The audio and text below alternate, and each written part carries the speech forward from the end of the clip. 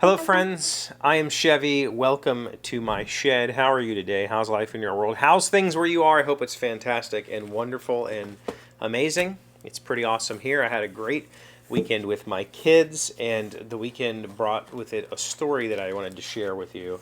And so I brought an eclectic set of things for show and tell, but I promise you that these two things relate. A while back, I did an episode, this was probably last year, on the smell of mass market paperbacks. And I remarked that I was reading Brandon Sanderson's Mistborn series, and the entire time I was reading it, I was smelling it.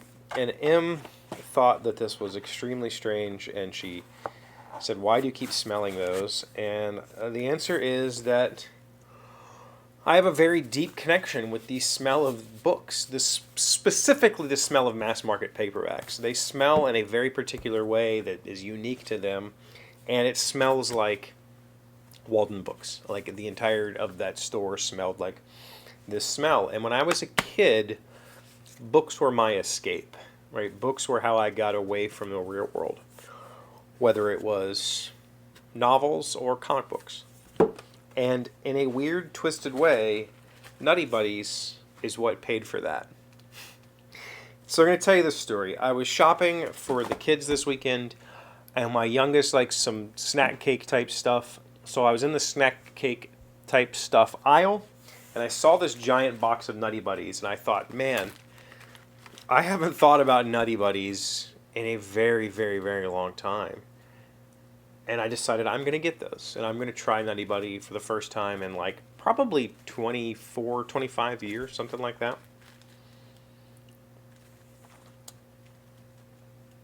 How do these two things relate? Well, I've told you many times that I did not grow up well off.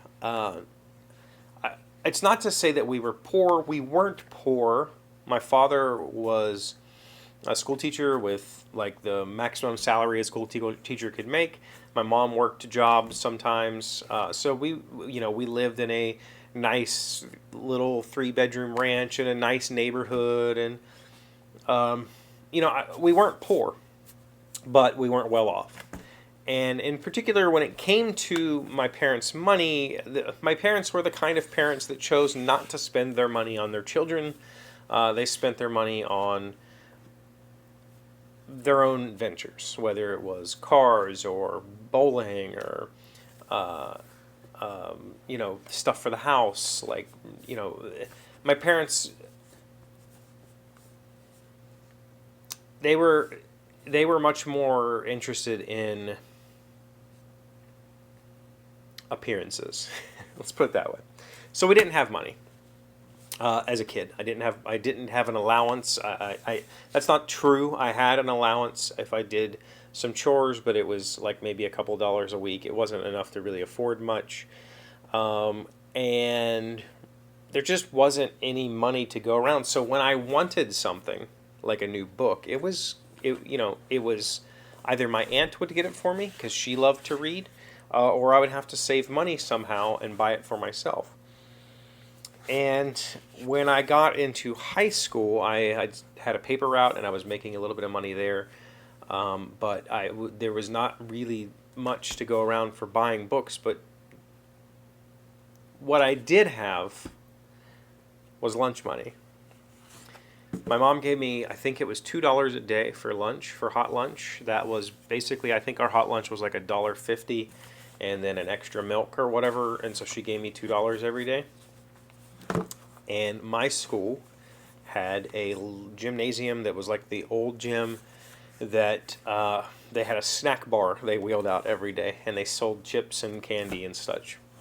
So for me, $2 a day meant that I could go to the snack bar and I could buy a Nutty Buddy for 25 cents, and I could buy a bag of Lay's potato chips for 25 cents, and that would be my lunch. I would eat a bag of Lay's potato chips and one Nutty Buddy, and I would pocket the other $1.50, and I would save it for books and comic books. Mostly comic books, let's be honest. But I completely kind of just left that part of my life behind, you know, when I joined the Marines and I started making my own money, and then I could afford books that I wanted.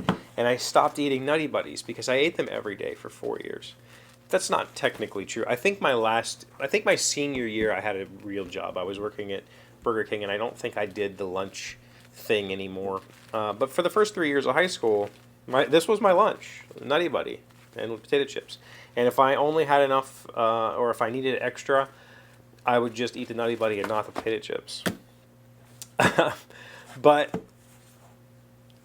I told my kids, we were hanging out this weekend, and I've been putting away a whole bunch of money.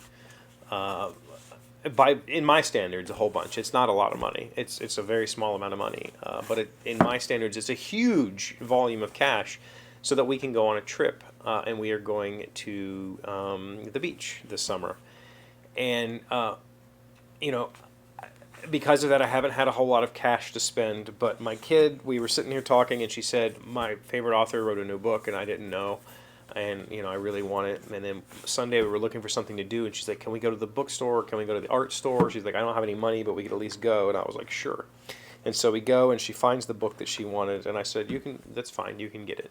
And she was like, really? And I was like, yeah. And so on the car ride home, you know, I told them both. I bought her a book, and then my youngest found some manga. She'd been watching an anime on Netflix, and she found the manga of that anime. I told her she could get a couple of those, and they were really excited about that. And on the ride home, I told them both, like, listen, if there's books you want, I will find the money for books. Like, I will fund your reading habit if you want to develop one. I will never tell you that you can't have a book, because for me, this was my everything when I was a kid. It was my escape. Reading was my escape. And I definitely don't want to deny them that. And I don't want them eating Nutty Buddies every day to try to save some lunch money. By the way, this was back in the day when, like, you went to school with money, and then you went into the office in the morning and you gave them the money, and they gave you a token that you would take to the lunchroom. I think it's all done by bills now. Like, the kids don't get lunch money anymore. Lunch money's not a thing, but my whole life, lunch money was a thing. We would take our lunch money to school, we would trade it in, we get a little token, then we can go get our lunch. Did you have tokens for lunch? Let me know in the comments. How was lunch paid for when you were in school? Thank you for being here as always. Thank you for liking, commenting, subscribing, being amazing friends and wonderful people. I really appreciate you. And I'll see you again tomorrow. Today's word you should know to sound smart is gainsay. It is a verb meaning to deny, dispute, or contradict. Michael has made no attempt to gainsay the persistent rumors that his family's fortune rests solely on insider trading. Gainsay. G-A-I-N-S-A-Y. Insider trading is where it's at, right? Is that what's going on in crypto right now? Why is it so crazy? Somebody tell me.